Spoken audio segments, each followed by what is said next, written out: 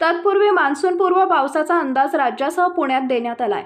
विदर्भात बुलढाणा, अकोला, अमरावती, वाशिम, यवतमाळ, वर्धा, नागपूर, भंडारा, गोंदिया, चंद्रपूर, गडचिरोली या जिल्ह्यांमध्ये पुढच्या 48 तासांसाठी येलो अलर्ट जारी करण्यात आलाय।